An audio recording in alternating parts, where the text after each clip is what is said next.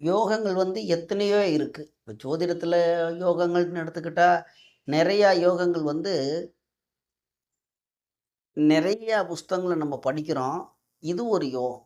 அப்டின்னா, நம்ம பார்த்த உடனே பட்டுன்னு புரியக்கூடிய ஒரு யோகம். அதாவது திரிகோண ராஜயோகம் அப்டின்னு போட்டிருக்கு. திரிகோணாதி அதிபதிகள். முதல்ல திரிகோணம்னா என்னான்னா, நெறையா வீடியோல சொல்லியிருக்கேன். இதுவும் பார்த்துங்க. திரிகோணம்னா லக்னம், 5ஆம் இடம், 9ஆம் இடத்துக்கு அதிபதிகள். இந்த 3 பேரும் தான் திரிகோணாதிபதிகள். இவர்கள் வந்து தசாபுத்தி நடக்கும்போது அவர்களுக்கு நன்மைய செய்யணும், இந்த ஜாதகருக்கு அப்படிங்கிற ஒரு விதி. அப்ப அது யோகாதிபதிகள். அப்ப இவர்கள் வந்து பொதுவா அவர்கள் ஆட்சி நல்ல நிலைமையில இருக்கும்போது யோகத்தை செய்வார்கள்.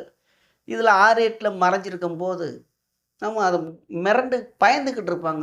5ஆம் இடத்துக்கு அதிபதி 6, 8ல மறைஞ்சிருச்சு. 9ஆம் அதிபதி மறைஞ்சு போயிட்டார்.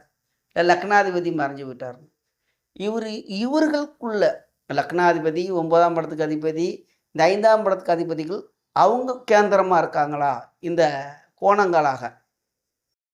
லக்னாதிபதி ஒரு இடத்துல 6ல இருக்கார்.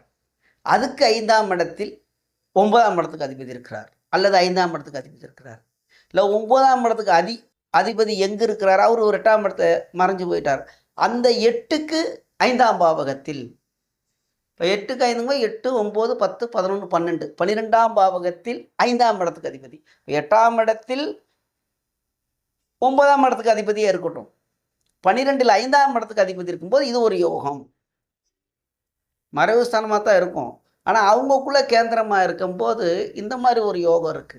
அப்ப இது நமக்கு பார்க்கும்போது என்ன தெரியும்? லக்னாதிபதி 8ல மறைஞ்சிட்டாரு. 9ஆம் இடத்துக்கு அதிபதி 8ல மறைஞ்சிட்டாரு. அல்லது 12ல மறைஞ்சிட்டாரு. 6வதுல மறைஞ்சிட்டாரு. இப்படி நம்ம ஒரு கணக்கு எடுப்போம். இப்ப லக்னாதிபதியே போய் இப்போ 6ஆம் இடத்துல மறைஞ்சு போயிட்டாரு. அப்ப அதுக்கு கேந்திரம் 6, 7, 8, 9, 10. 10ஆம் இடத்தில் கோணம். அந்த லக்னாதிபதி 6ஆம் இடத்தில் இருந்து 10ஆம் இடத்தில் 5ஆம் இடத்துக்கு அதிபதியோ அல்லது 9ஆம் இடத்துக்கு அதிபதியோ இருக்கும்போது இது ஒரு யோகம். ஜோதிடம் அப்படின்னா அது வந்து பெரிய ஒரு கடல்.